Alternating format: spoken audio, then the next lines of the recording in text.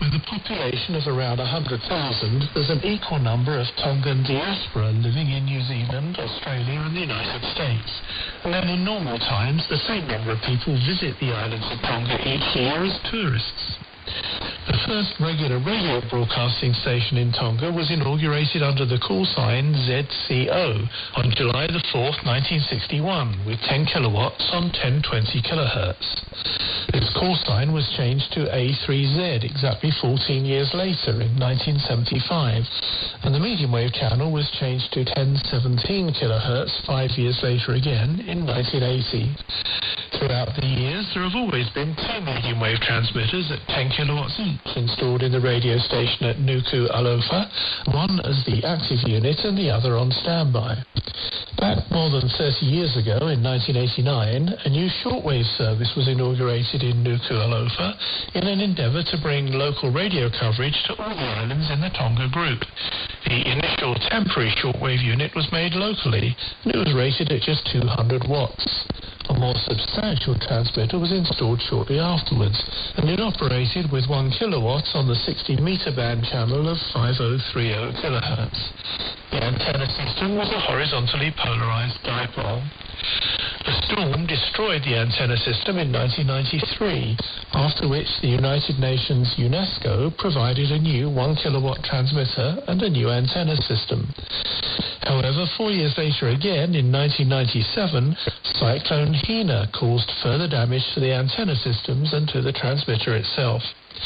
The shortwave broadcasts from Nuku-Alofa were always a relay of the medium wave service, and the last known broadcast on shortwave occurred in June 1997. By that time, a new FM service was on the air, and FM relay stations were installed on the outlying islands. Medium wave radio station A3Z in Tonga is one of the few medium wave stations still on the air in the islands of the South Pacific, and it is often still heard in New Zealand, Australia, with its 10 kilowatts on 1017 kilohertz. The station's always been a very good verifier with a distinctive QSL card, both under the old call sign ZCO and under their subsequent call sign A3Z.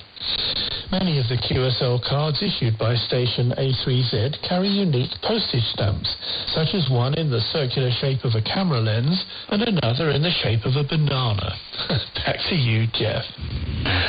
Thank you, Ray Robinson of KVOH for the profile of broadcasting in Tonga.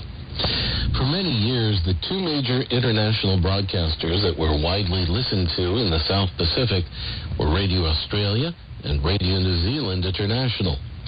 In 2017, Radio Australia ended its shortwave transmissions to the South Pacific.